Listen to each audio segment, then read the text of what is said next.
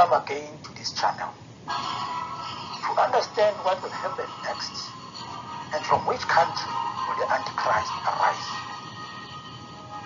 Let's start with the Israelites' exile to Babylon. In 579 BC, King Nebuchadnezzar of Babylon captured Jehoiakim, king of Judah. He exiled the inhabitants of Judah to Babylon and carried the vessels of the house of the Lord to the treasure house of his God. He made Mattaniah king of Judah and changed Mattaniah's name to Zedekiah.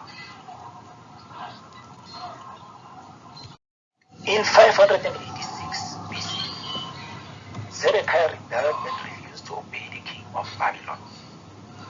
King Nebuchadnezzar and his army surrounded Jerusalem, and after a long siege, the southern kingdom of Judah was captured. King Nebuchadnezzar exiled almost all the citizens of Judah to Babylon. He burned the palace, the city, and the temple. It happened just as was prophesied by Moses in Deuteronomy 28, verse 47 and verse 52.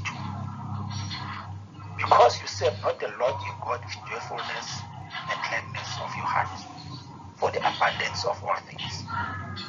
Therefore shall you serve your enemies, which the Lord your God shall send against you, in hunger and in thirst. He shall put the yoke of iron upon your neck, until he has destroyed you. And he shall besiege you in all your gates, until your high fenced walls come down, wherein you trusted, throughout all your land. And he shall besiege you in all your gates, throughout all your land, which the Lord your God has given you. Daniel, Hananiah, Mishael, and Azariah were amongst the captives who were taken to Babylon. King Nebuchadnezzar changed the name of Daniel to Belteshazzar, and the name of Hananiah to Shadrach, the name of Mishael to Meshach, and the name of Azariah to Abednego.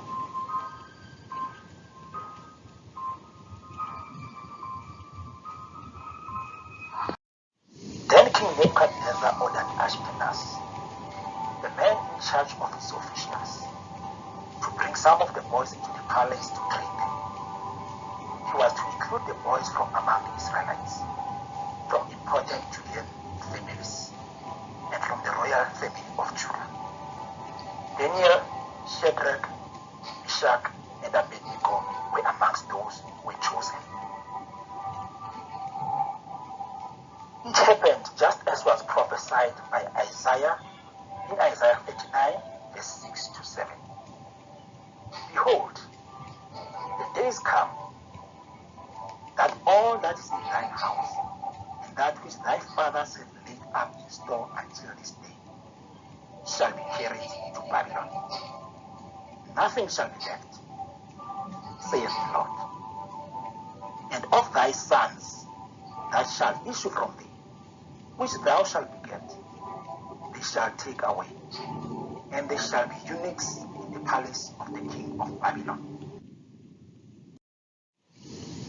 King Nebuchadnezzar dreamt and called on all his wise men, magicians, astrologers, and sorcerers, but none of them could tell him his dream. After their failure to make known to him both the dream and its interpretation, he became furious and ordered that all wise men be killed.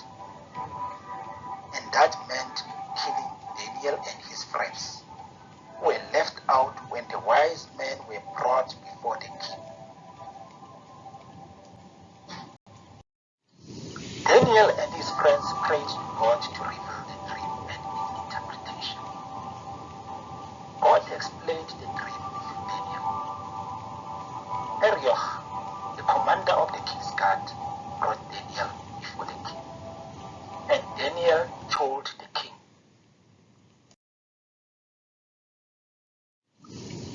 King, in your dream you saw a large statue in front of you that was very large and shining. It was very impressive. head of the statue was made from pure gold. Its chest and arms were made from silver. The belly and upper part of the legs were made from bronze. The lower part of the legs was made from iron.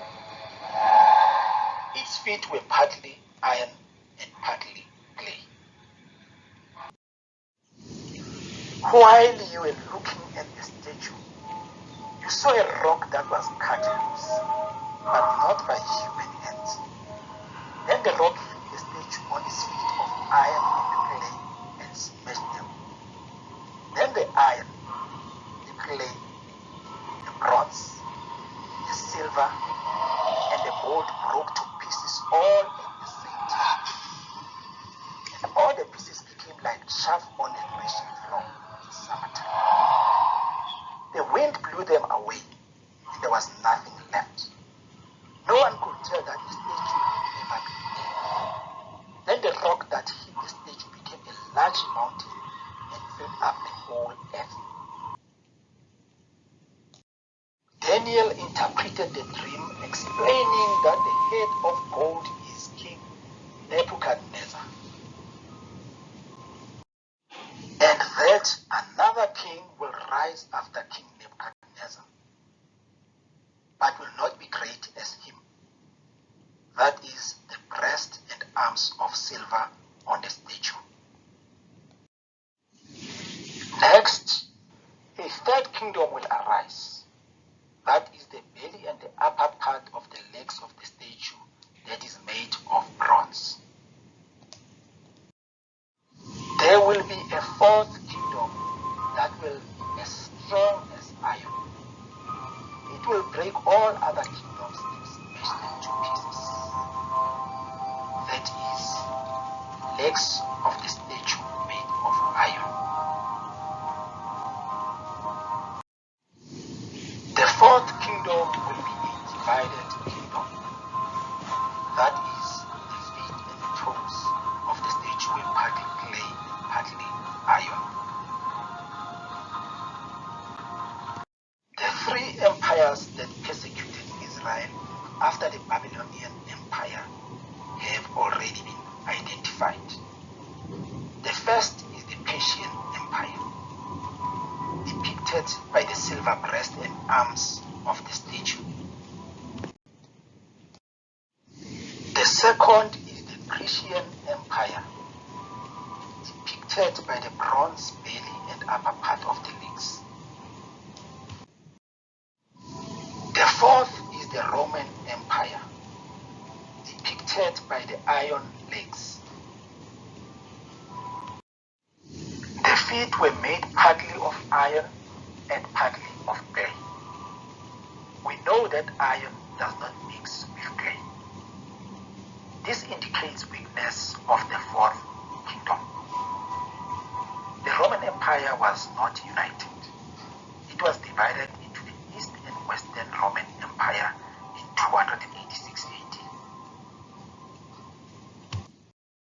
Daniel 2 verse 44 pertains to the end time. Because we know that the Lord Jesus Christ is going to establish his kingdom after the end of the Great Tribulation. Before the Lord Jesus Christ returns to earth for a second time, 10 kings or presidents are going to arise out of the area which was known as the old Roman Empire. The phrase in Daniel 2 verse 44, which says, "in the time of those kings," that phrase is made clearer in Daniel chapter 7 verse 24 to 27. The fourth beast of Daniel chapter 7 had 10 horns, representing the 10 kingdoms or countries that will rise to persecute Israel in the future. The little horn that came up amongst them represent the Antichrist, who will lead these 10 kingdoms or countries. Towards the end of the Great Tribulation, Jesus is going to return to defeat the Antichrist and these countries. the Lord Jesus Christ is dead wrong. Cast out every but not with human intervention. Stay tuned to this channel for the next episode. And please do not forget to like and to subscribe. May the good Lord bless you.